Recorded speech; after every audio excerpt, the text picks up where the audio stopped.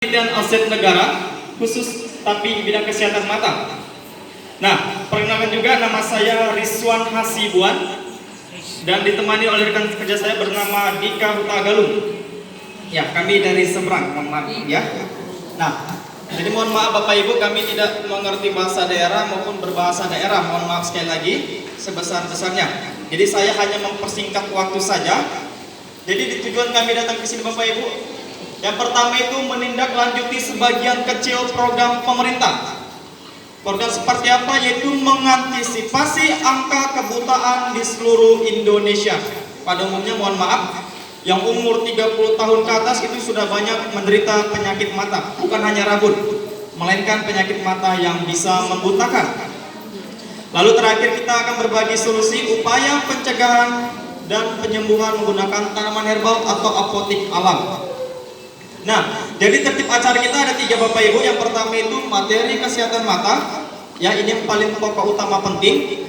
Cara menjaga kenapa bisa mata kita terkena penyakit mata dan bagaimana solusinya. Lalu kedua nanti ada pemeriksaan bola mata. Dan terakhir ditutup dengan pengobatan mata. Ini dilakukan secara gratis atau tidak dipungut biaya. Jadi mohon maaf Bapak Ibu, kami sudah khususnya di Nias Selatan ini, Kabupaten Nias Selatan, sudah 80%.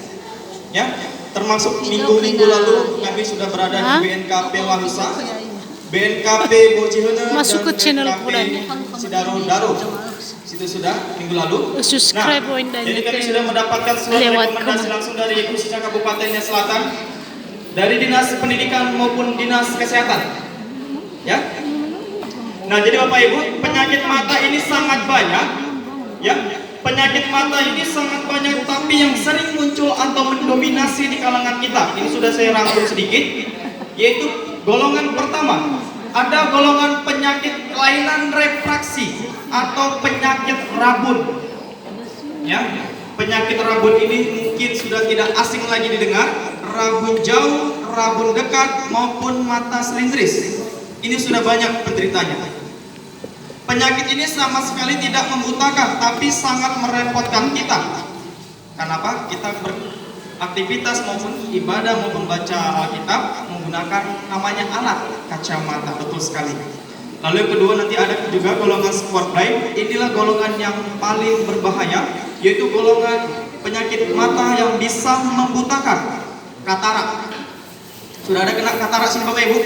Sudah. Dan operasi sudah ada juga pernah? Tidak. Belum. Iya, nanti mungkin diperiksa juga ada nggak kataraknya. Nah, juga ada penyakit selaput lemak atau petridium, matanya berlemak. Dan terakhir glaukoma. Nah, kita bahas penyakit rabun. Kenapa orang tersebut bisa terkena penyakit rabun? Itu karena faktor genetik atau keturunan. Keturunan dari orang tua. Dan juga karena faktor usia. Dan mohon maaf, yang paling sering terjadi di kalangan anak remaja, ya, umur anak-anak di bawah 15 tahun atau 12 tahun ke bawah itu masih rentan Bapak Ibu, masih rentan bisa terkena penyakit rabun. Apalagi mohon maaf, zaman sekarang masih zaman canggihnya, zaman digital bisa dibilang, penggunaan handphone atau telepon itu salah satunya faktor utama. Bahkan anak 3 tahun, 2 tahun, 1 tahun sudah dikasih handphone setiap hari, bahkan satu hari itu bisa 5 jam, 4 jam anaknya. Mohon maaf ya, itu masih anak-anak Bapak Ibu. Anak-anak, sel saraf mata anak itu masih rentan dan lemah. Jadi kalau kita kasih anak-anak ini bermain HP, tambah lagi layarnya terlalu dekat, itu bisa merusak matanya, panas, merah, dan berair. Itu bisa merusak masa depan anaknya, ya.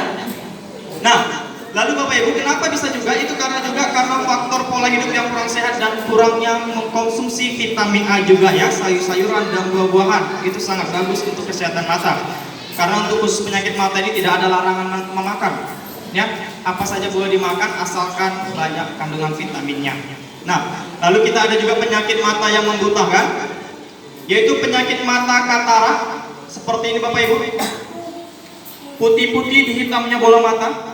Mau dia melingkar seperti cincin di pinggiran hitam, maupun titik tengah di hitamnya bola mata, apapun bentuknya, kalau sudah putih-putih di hitamnya bola mata namanya katarak.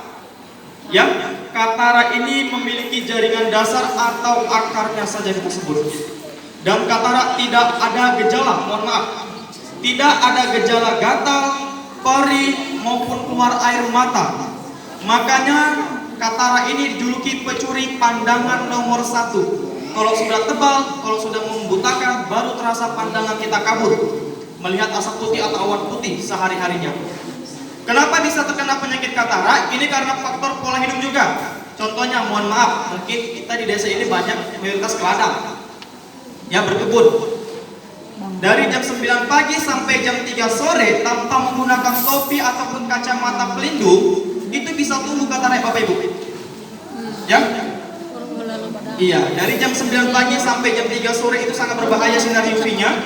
Dan juga karena asap-asap pembakaran, bakar sampah, memasak, dan lebih parah lagi, mohon maaf, asap rokok, ya. Asap rokok ini lebih berbahaya. Iya, itu memiliki zat kandungan aktif yang sangat berbahaya untuk kesehatan mata. Nah, jadi kalau sudah buta seperti ini, kita disarankan operasi biasanya, mohon maaf, ya. Operasi ini ada dua kemungkinan, berhasil syukur, gagal tidak bisa melihat. Tapi kebanyakan, mohon maaf, ya, kami di Kecamatan Pulau Dalam dan Vanayama, contohnya itu sudah banyak yang melakukan operasi dan hanya 40% yang berhasil dan yang lainnya gagal membutakan. Itu resikonya. Karena mohon maaf Bapak Ibu, di Pulau Nias kita ini hanya di Gunung Stoli, fasilitas yang ada itu kemungkinan belum lengkap juga, hanya pengikisan saja, ya. Nah, jadi di sini saya tayangkan sedikit video operasinya dan jadikan ajang pembelajaran saja, ya. Namanya bedah katara operasinya. Dimasukkan dua alat ke bola mata kita dicucuk, ya, alat stainless besi dan alat penyedot. Seperti Bapak Ibu, dicucuk bola mata kita. Menggunakan dua alat, dikikis. Kalau menggunakan besinya ini, itu dikikis dan alat penyedotnya sebagai pengangkat kataraknya. Ya, dikikis selaput putih-putihnya dan disedot. Ya, mohon maaf agak sedikit macet ya. Iya, mati mana ini. Ya, jadi tidak seperti itu, mohon maaf ya. Dikikis lalu disedot menggunakan alat penyedot seperti vacuum cleaner dengan tenaga ultrason. Jadi sifat operasi katara ini hanya sementara ya. Walaupun sudah terjadi operasi, dia akan tumbuh kembali. Jadi tidak permanen. Tapi kurang lebih jaraknya mau 10 tahun, mau 5 tahun akan kembali tumbuh kembali. Nah, jadi sini ada cara pencegahan agar penyakit kataraknya Bapak Ibu ini tidak bertambah parah dan membias. Kita menggunakan tanaman seperti ini Bapak Ibu. Jangan ada. Ada melihat? Iya, daun kitolot atau daun katarak ya. Bahasa Indonesianya daun kitolot atau daun katarak. Tumbuh di tempat-tempat lembab atau tempat basah, dataran rendah, bisa ditemui seperti contoh di pinggir gereja kita ada ya. Iya, ada itu. Iya, ada. Samping gereja tadi saya lihat sudah banyak juga, tapi mohon maaf pernah menggunakan tanaman seperti ini untuk pengobatan mata? Tidak. Sudah? Tidak pernah. Ya, ini sangat bagus untuk kesehatan mata katarak dan penyakit rabun juga. Caranya? Iya, caranya itu kita ambil daunnya 2 lembar. Ambil daun kataraknya 2 lembar, lalu kita bersihkan, kita letakkan di atas piring kaca dalam keadaan terbalik atau terlungkup. Ya, dalam keadaan terbalik atau terlungkup kedua-duanya. Lalu tambahkan 2 sendok makan air bersih. Setelah itu kita tekan tulang daunnya menggunakan punggung sendok tadi sampai pecah tulang daunnya. Ya, kita tekan keduanya. Lalu kalau sudah pecah tulang daunnya kedua sudah penyet, bisa katakan ya, bisa gepeng, itu langsung airnya kita teteskan ke mata. Iya, menggunakan daunnya atau menggunakan sendok aluminium atau besi, teteskan ke mata 2 tetes, satu mata kanan dan kiri. Setiap malam sebelum tidur malam, 1 hari sekali saja. Ya, mau pagi, mau siang, mau sore bisa, tapi alangkah lebih bagusnya di malam hari sebelum tidur malam, karena mata kita istirahat dan kita tidak keluar lagi terkena debu. Itu ya. Jadi Bapak Ibu, Mohon maaf karena kita menggunakan obat herbal tidak sekali pakai sembuh, tidak. Harus ada rutinitas atau kelanjutan. Iya. Ya seperti itu Bapak ya. Iya seperti ini. Iya. Seperti itu tumbuhannya ya. Ya, pas sekali, Pak. Oke, jadi mohon maaf ya, 1 hari sekali setiap malam rutin dalam jangka waktu minimal 3 bulan ya. Setiap hari. Jadi yang namanya penyakit katarak seperti ini, mohon maaf ya. Penyakit katarak seperti ini dia akan mati sampai ke jaringan dasarnya dan tidak akan tumbuh lagi. Tapi mohon maaf ini terlalu kecil ya daunnya, agak ada yang Ya, ada yang subur ya. kurang subur itu. Iya, kurang subur ya. Nah, Itu jadi mohon maaf seperti ini saya ulangi kembali ya. Banyak tuh. Kita ambil 2 lembar seperti tadi ya, mohon maaf. 2 lembar yang keadaan bagus, tidak robek, tidak sobek. Agak besar sedikit tadi di sini masih banyak besar. Ini kita bersihkan lalu letakkan di atas piring dalam keadaan terbalik seperti ini, tumpuk. Tambahkan 2 sendok makan air bersih, lalu tulang daunnya ini ditekan. Dua-duanya. Setelah ditekan, ambil daunnya atau menggunakan sendok, teteskan ke mata. 1 tetes dan 1 tetes mata kiri dan kanan, seperti itu. Di malam hari sebelum tidur, dalam jangka waktu 3 bulan, ya. Jadi namanya penyakit katarak ini dia akan mati, gak akan tumbuh lagi dan tidak akan membias lagi. Tapi mohon maaf, kataraknya belum bisa hilang. Dia hanya memperstop atau mematikan jaringan dasarnya atau akarnya. Karena kandungan zat saponin hanya mampu mematikannya. Iya, seperti itu.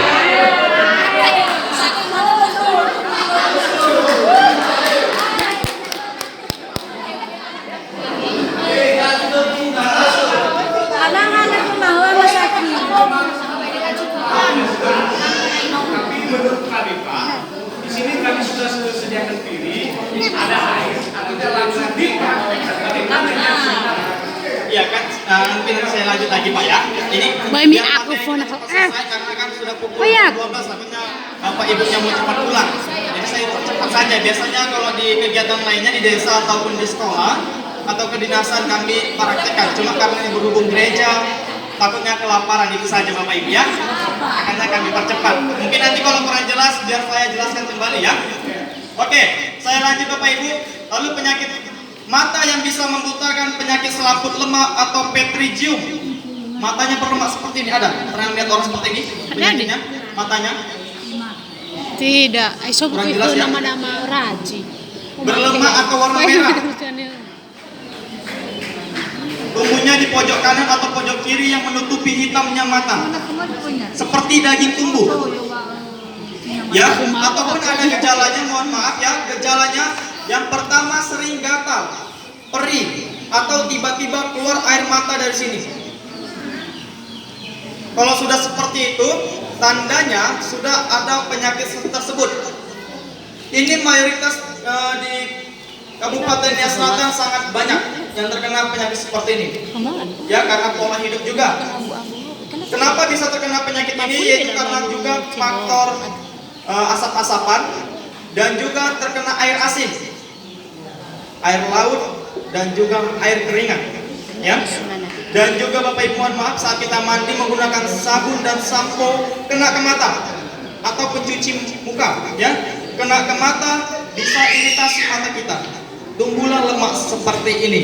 Jadi kalau bisa ada masuk debu, pasir atau hewan-hewan kecil maupun sabun, jangan dikucek-kucek matanya atau jangan digosok. Karena apa? Itulah yang bisa mengakibatkan iritasi pada bola mata. Caranya itu dibersihkan saja, dibilas menggunakan air bersih seperti itu ya. Nah, memangnya awal kecilnya seperti ini, tapi kalau lama-lama dibiarkan tumbuh seperti ini. Jadi bukan hanya orang tua, anak-anak juga bisa kena ya, karena pola hidup juga. Nah, jadi Bapak Ibu, kalau sudah buta seperti itu memang dianjurkan kita operasi juga. Berhasil syukur, gagal tidak bisa melihat, ya. Nah, operasinya operasi bedah mayor namanya. Seperti mengkulitin kulit ayam atau mempilet kulit lihat ikan ya. Kulitnya itu diangkat, dipotong. Gunting pemotong seperti ini baru diangkat kulitnya. Ya, kurang lebih seperti itu Bapak Ibu ya operasinya. Sifatnya berdarah karena seperti daging tumbuh. Lo lebih kulit baru. Lo, mau nak nama dan bakar taran yang bakar ban. Supaya lo bulan itu. Iya, seperti itulah terjadinya operasi stratoma atau bedah mayor. Jadi kalau tidak operasi risikonya buta, tapi kalau mau operasi beginilah dia. Tampilan